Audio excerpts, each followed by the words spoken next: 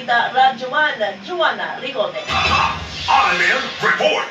Nangandam na mga magsilbing Board of Election Inspectors kung BEI alang sa umaabot na barangay ug sangguniang kabataan election 2023 na sayran nga sukad ato adlaw nga Biyernes hangtod sa adlaw sa mga BEI ang mga polling percent sa tingog adlaw sa pilian mahimong hanay ang pagpaydayon seleksyon ang matag polling percent adunay linya alang sa mga regular nga mga botante ug alang sa mga person with disabilities kan PWD, senior citizen ug mga heavily pregnant. Dugang pangalakip sa express lane ang guardian o kauban sa PWD, senior citizen ug mga buros. Matod Attorney Joel Nagtalon, ang election officer sa Comelec 1st District, nga tumong ini nga makuli diretso ang mga nalakip sa express lane ug dili malangan sa eskwelahan tungod kay iyang escort wala pa makabutar. Kasama mo sa DXCC, RMN Cagayan de Oro, Radyoman Joanna Ricote. Tatak RMN! Radyo mo nationwide!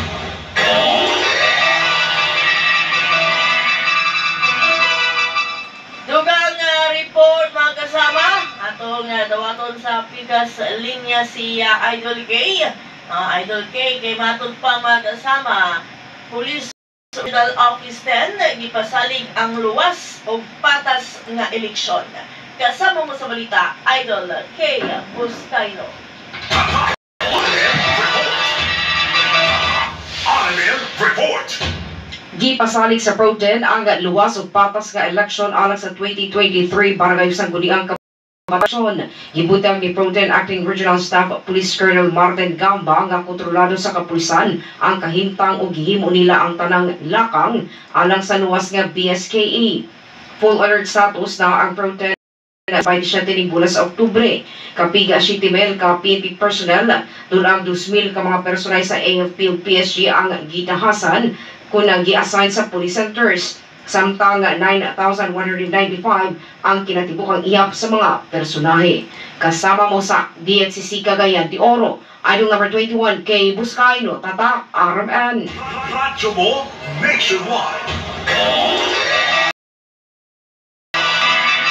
Dugang pang report, Comelec, kumpiyansa nga daling mabisto ang mga butbana.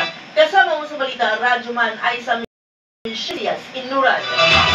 RMN Report! Kumpiyansa ang Commission on Elections sa Comelec na dali nilang mabisto ang mga gapamalitong boto. Ilabi na ang traditional na vote buying.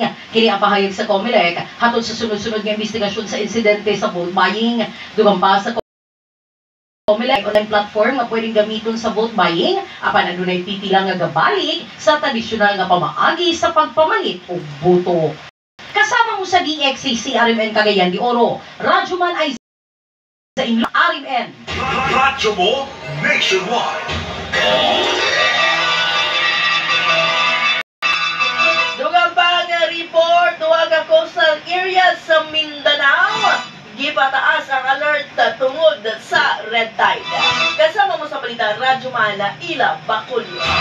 RMN Report! Gipahimangnuan ang mga residente sa Mindanao batok sa pagkaon og shellfish o uban pang seafoods gikan sa duha ka coastal areas sa Mindanao human kini nagpositibo sa red tide. Matod sa Bureau of Fisheries and Aquatic Resources kun BFAR, nga base sa Shellfish Bulletin number 25 series of 2023 nga ang iyang base sa Surigao del Sur ug kadagatan sa San Benito sa Surigao del Norte ang nadiskubre dunay para poison. Gawa sa mga lugar gibuti usab sa BFAR nga apektado sa red tide ang Sapian Bay o Ibisan sa Sapian Capiz, Mambukyaw o Kamansi sa Batan, Aklan, Baybayon sa Pilar o Pangulong Rojas sa Rojas City, Capiz, Baybayon sa Gigantes Island o Carles sa Iloilo, Baybayon sa Tagbilaran City sa Bohol o Dumaguilas Bay sa Zamboanga del Sur. Kinaon gibuti sa BFAR nga luwas kanon og lutoon ng isda, posit, hipon o limango basta kay presko lamang kini, giayo sa paghugas, gikuhaan sa lamang loob o giayo sa pagluto. Kasama mo sa RMN DXCC Cagayan de Oro, Radyoman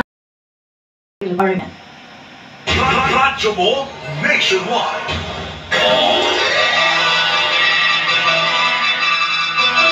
Dugang pa nga report mga kasama kay DSWD, walay planong mukuha og bagong social workers. Kasama mo sa balita, Radyoman Aisa Michelle Inuran.